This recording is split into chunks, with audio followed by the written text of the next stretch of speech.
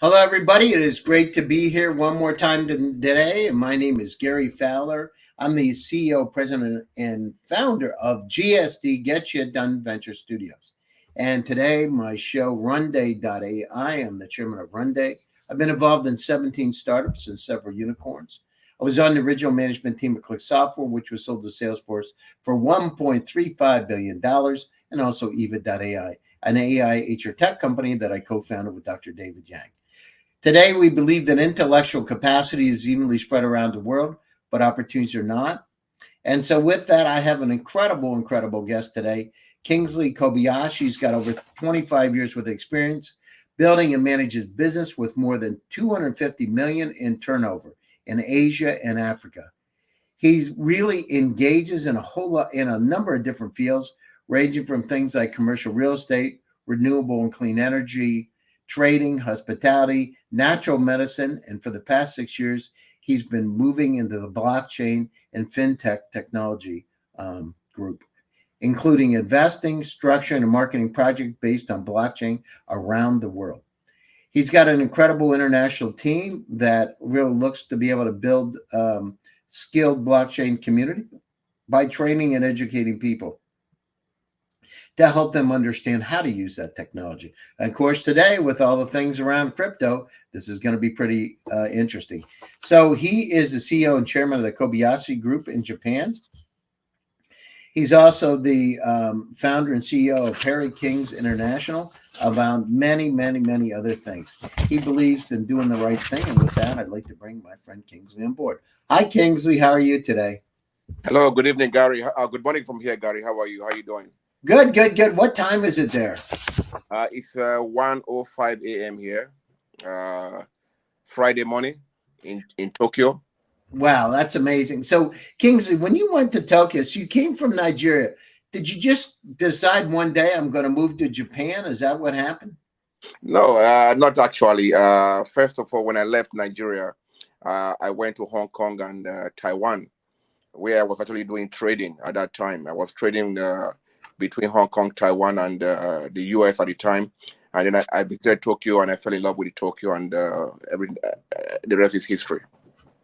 And so, when you went over there, you didn't speak the language. How in the world do you pick up Japanese? Well, when I came here, I didn't even know what was konnichiwa or hello or anything. But fortunately for a few of us that came at the time, there was a church called St. Ignatius Church. And every Sunday they gave us 1 hour free Japanese lessons. And so we were able to catch up from that. And that was my first experience with the language. And how did you get to write kanji? Do you write it now? Yeah, well, like they said, narao yori narero, practice makes perfect, yes. Gradually we play with it and then we get to understand it. But it's still very difficult. You cannot write all the kanji. It's impossible. So when you came over, you obviously had a dream, and yet at the same time, there's a lot of opportunities in Nigeria, right? So I know you're working in a lot of different environments in Nigeria. How is it in Africa right now? Well, Africa is improving. Africa is the place to be right now. I think Nigeria in particular is like when I came to Japan. When I came to Japan, everything was just picking up. The bubble was just over and everybody was just starting all over again. So Nigeria has been going through a lot of difficulties like every other African countries, but I think this is the time for Africa to grow right now. And those of us that have gained experience here abroad should go back and impart that knowledge where we come from. And so, when you go back over, how is it going back over now compared to 10 years ago? You got what, 270 million people in Nigeria, one of the fastest growing populations in the world, and a lot of entrepreneurs that nobody knows about. So, but how is it going back? Are you accepted going back, or do they? Yes. Nigeria is my people. When I go there, I'm accepted. I don't. It's only when you go there and start raising your shoulders that people look down on you or want to do something wrong to you. But if you fit in, and there's a lot of successful people in Nigeria, that's what people don't know. Because of the population, the number of those who are not successful overshadows those who are successful. We have a young population who are striving to become better in life. A lot of entrepreneurs in Nigeria. In fact, I believe that most Nigerians are born entrepreneurs because from a very small age, you actually work hard with your parents. You know, if your parents don't have things, you grow up, you have to go and struggle out there.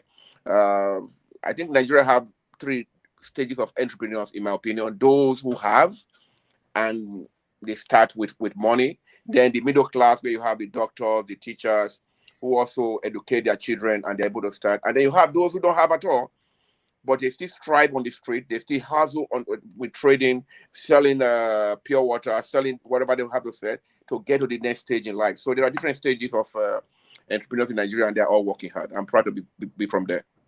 So when you came over to Japan, you know, we talk about, I mean, you'd have incredible amount of entrepreneurial success, but how long did it take you to really start your first company when you came over? Well, when I left Nigeria, I already had a company called Harry KingsInternational that I was Harry King's Investment I was trading with. But at the time, after working for the government for about 3-4 years, I decided that it was time to work for myself. So I created Harry King's Investment Limited. Then I was training with that. Then I came to Asia, Hong Kong, Taiwan. Then in Japan, I started Harry King's Investment in '96. You know, Wow. it was not easy, but that's when it's been around. Well, so you did that, and what does Harry Kings do? I mean, you do a company with a extensive background as one of the leading companies to work in investment properties, international trade, and business. So is it kind of like a consulting group? Yeah, Harry King's Investment was my first company ever. I was very young, and it's still one of my favorite companies. I have over 11 companies right now. I'm working on 2. And what Harry King's does is Harry King's is like a consulting business. We use Harry King's to look into areas we can tap into. Like Harry King started by trading clothing, trading commodities, trading oil and gas, and then went into hospitality in Japan, in Europe, and then we delved into telecommunications in Nigeria. Then came back here to Japan and went into entertainment. Various things. I mean, to be a serial entrepreneur, you have to be versatile and to adapt to upcoming opportunities. No, that's great. And so, you know, how did you get into blockchain? What made you decide to get into that? Well, blockchain. That was like the beginning. I had a friend was always saying, "Oh, there's a blockchain event. There's a block." I didn't understand what a blockchain event. What is that? And he started explaining to me, and I'm okay. I'll go check it out. So I went to the blockchain event. It was fascinating, and at that time, Japan was just adapting it because South Korea and China said, "Oh, we don't need this," and Japan is like, "Oh, we need it." They embraced it, and that gave us the opportunity to move into it very early. So we started by looking at business plans, which they call white papers, looking at raising funds, looking at doing different things on the ICO space at the time, and then finally moved into the real blockchain thing, and the rest is history. You know, it's been a roller coaster. Wow, that's amazing. How much revenue? You must have quite a bit of revenue. You got 11 companies. It must be quite a large sum. It's a large company. It's a large company to run. But I have able managers. I have people who I can trust, because when you become a serial entrepreneur, you have to be able to trust people.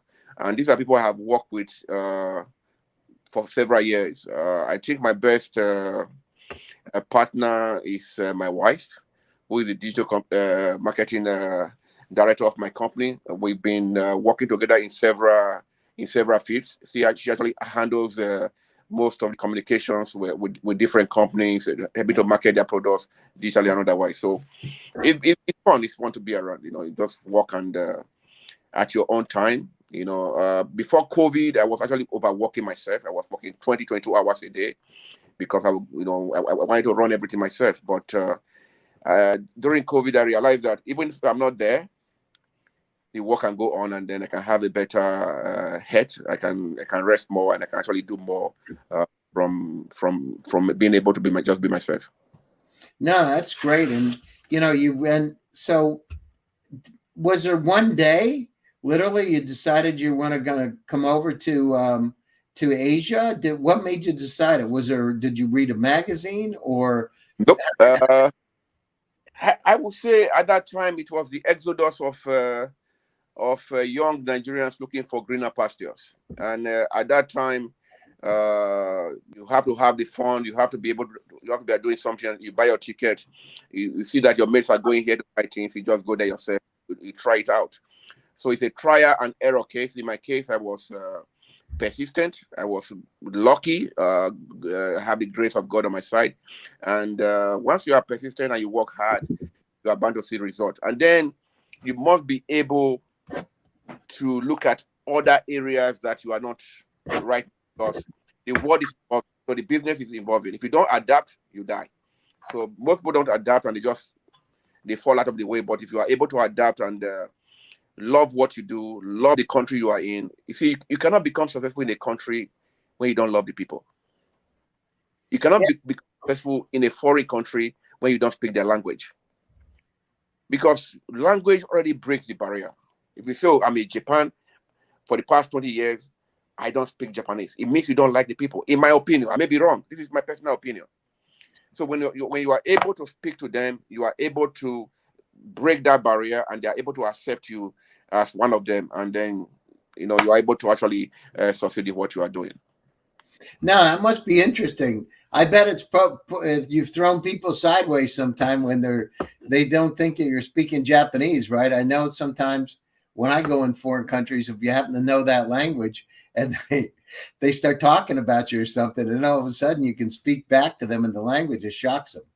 Yeah, there's been a lot of experience like that, even on the plane, or even when you get down from the plane, and I have my Japanese passport, and I'm going to the Japanese side of the immigration. They're like, no, no, no, no, no, no, no, no. This is for Japanese only, Japanese only. I'm like, it's okay, it's okay, it's okay. And then I just go through the. Sometimes you sit on the plane and people are just talking. What are these foreigners coming to do here in Japanese and things like that? And then I just pull out my Japanese passport and start writing, and they're like, oh, go inside, go inside. It's okay, it's okay. Because that's great. It's ignorance, people don't realize that the world has become a very small village. Yeah, no, that's true. And then you got into a lot of organizations when you were in Japan, right? What made you decide to get in some of those organizations?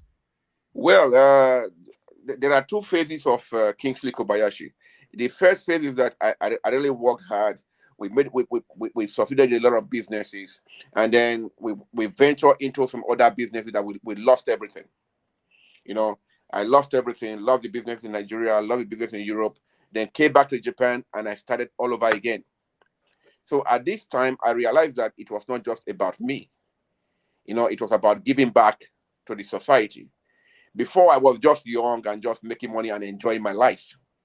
But this time around, I had a different purpose. Not just making money for myself and my company and my people. I want to be able to impart on the lives of people that were not making it, that were not that successful. It is hard to believe that there's a lot of homeless in Japan. I didn't know that. That's amazing. There's a lot of homeless in Japan. When you go to Shinjuku Park, you go to Shibuya. So how we started out about 20 years, 15 years, 18 years or 20 years ago, is that we'll buy food and we'll take it to the Shinjuku Koen, well, Shinjuku Park, and then we'll share the food among them, and we'll actually eat with them.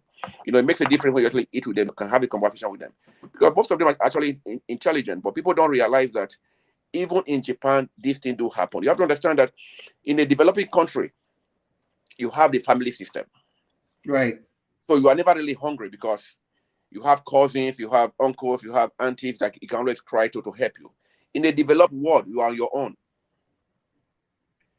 When you lose your job, you are on your own. When you become an old man and you have no savings, you are on your own. Yeah. So there's nobody to take care of you. There's no going back to the family village. There's no going back to your uncle. There's no going back to your father's house.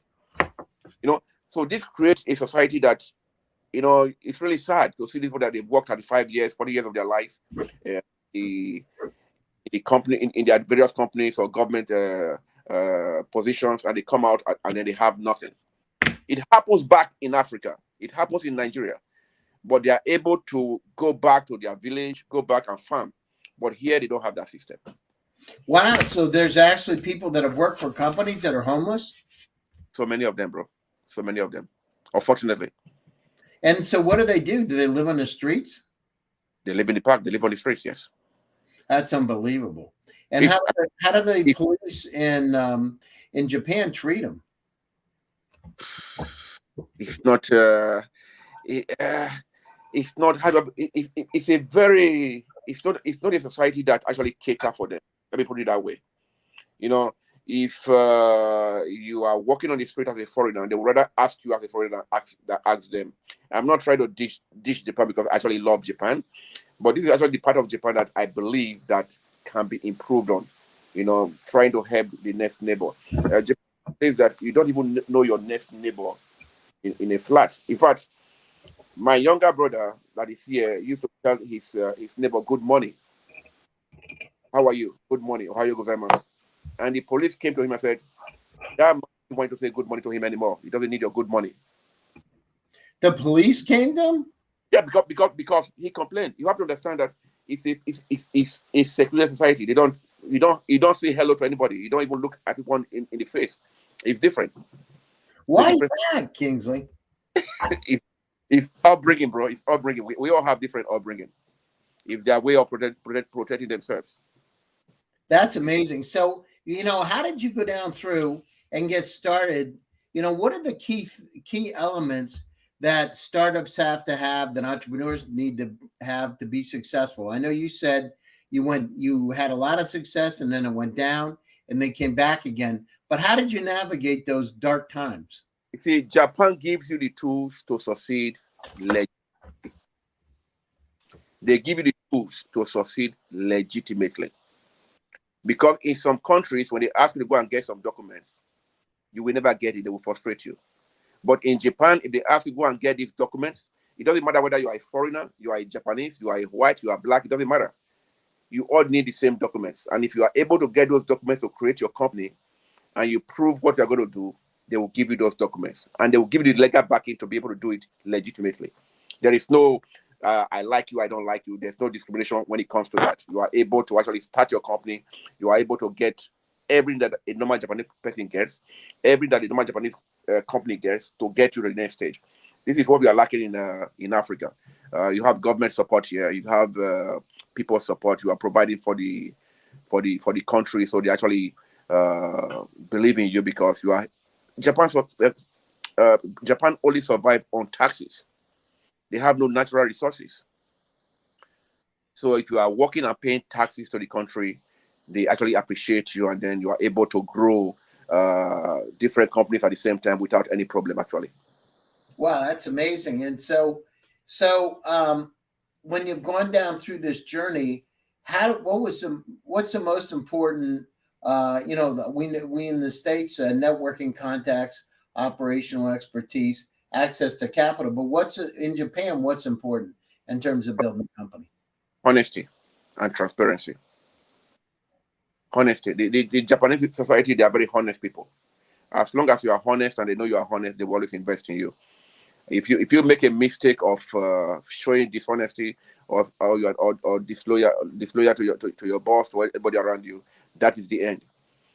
Saying that I came back after here is because people I know before that I trusted or trusted my person were able to give me the opportunities to grow with them again, and that is very important when it comes to business in Japan. It's the relationship you have created in the years that you have been here, in the years you have been doing different business with them, and then when you need investors or you need to talk to people, they will vouch for you, and that is all you really need here. Wow, that's amazing. And then I know you got into a lot of the fraternal stuff over there. How did you get into that? I know you were working in those in some of the charitable stuff. How did you get into it? Did you just meet people in life, or how did it work? It's interesting. As a fellow brother, the first thing to do is to ask to become one, and then that was my first question, to become one, and then from there I gradually went into it, and then my zeal to be able to impart on others, to give back to the society, because like I say, I don't give because I give because I know what it means not to have. Yeah. I am in a society where we all had to struggle very hard to get to where we are. People look at Kingsley today and say, "Oh, Kingsley, oh, he's got this, he's got that." No, I started from somewhere. Like I told you, my father was a teacher. So at least I had the advantage of having an education. So I was able to start from there. There are people that also start from nothing below me, and yet they are better than me. So Yeah. we as a people, we work hard in different ways. Some work hard in the wrong way, some work hard the hard way. But I prefer to work hard the hard way. And one thing I realized that the more you give to people, the more you impact people, the more you actually grow. You know, so it does, the fact that the other person is successful does not take away from your own success. Now, people want to be successful alone. Then you always pay the bills alone. But if everybody around you are successful, sometimes they pay the bills, sometimes you pay the bills. So you are sharing the burden. Yeah. You know, you're sharing the burden, and being able to give back to any society that you belong to is also a blessing. You know, I'm able to give back to where I'm from. I'm able to give back to here, especially Japan, because Japan has been very nice to me. Japan has helped me to become who I am today. So I don't feel bad. I don't feel any how do I call it, pullback when giving back to them, because it's a country that made me who I am today.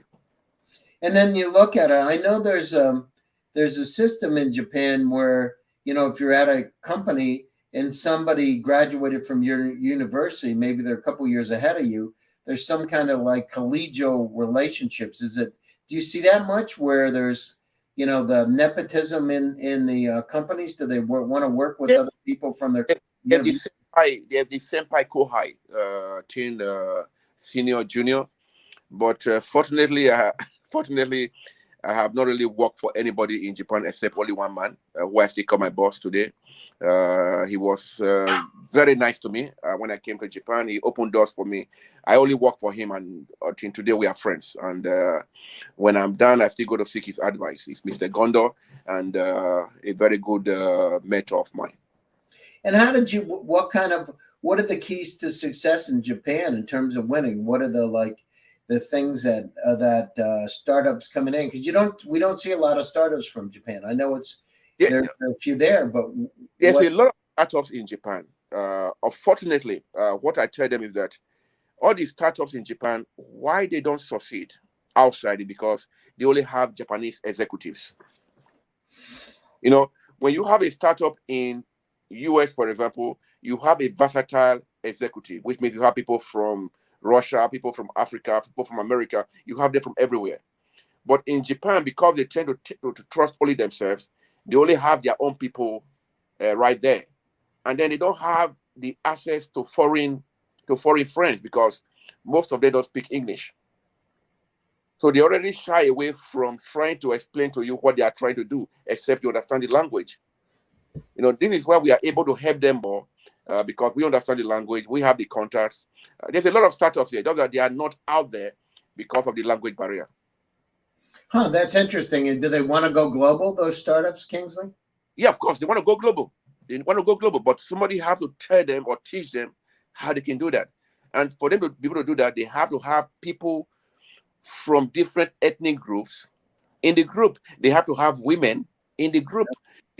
Japan is still very much on the male side of things, but right now they are trying to actually work on that. I was opportune to have lunch with my wife and Koike during the International Women's Day. Koike-san is the governor of Tokyo, and the other woman called Katsura Yumi, who started a bridal shop here. So these are women of substance in Tokyo, and now they are trying to empower women to get to a different level, and also empowering different people from different countries. No, that's great. So if go out there and if you're talking to entrepreneurs, what would you tell them is what are some of the most important things, not just to Japan, but that have really contributed to your own success? What are some of the important things that they need to do to be successful? First of all, you have to know your product. You have to know your product. If you don't know your product, you are not able to communicate what you are doing to the other person. And communication is key to your success. Being able to sell yourself, being able to sell your product, being able to explain what you are doing in a few minutes or a few words is very important. Most people, they have a good product, they have something they are doing, but unfortunately, they cannot explain their product. If you are this type of person, hire somebody that can explain your product. A lot of people have come up with different ideas to me. We've talked about it. But I discovered they have a good product. They have a good business idea, but they cannot explain the idea. Most of them are either tech guys. Tech guys are very intelligent in what they do. But most of the time, they are not talkative. They are quiet people. So if you are this kind of person, you got to get someone that can explain your business for you. Number two, don't be afraid to fail. You know, before COVID, I opened 5 businesses. Only one survived. I closed 4 of them. I lost a lot of money because I opened those businesses because it was going to be Olympic 2020 in Japan. Unfortunately, it did not hold. And when it had, it was sporadic. So I lost those things. So a serial entrepreneur should not be afraid to lose everything, which means you are not putting all your money into one business. You have to diversify.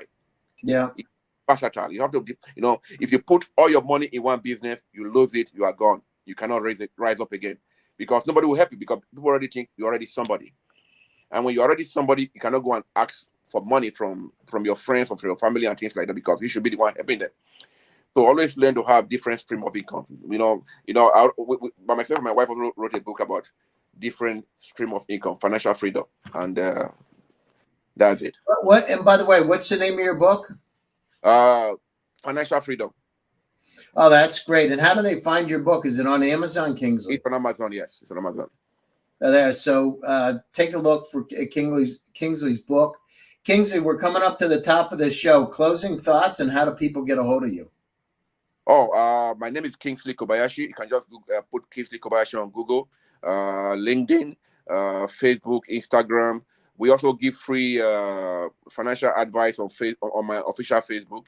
We give free financial advice on my Instagram. We give mentorship. We do all this for free.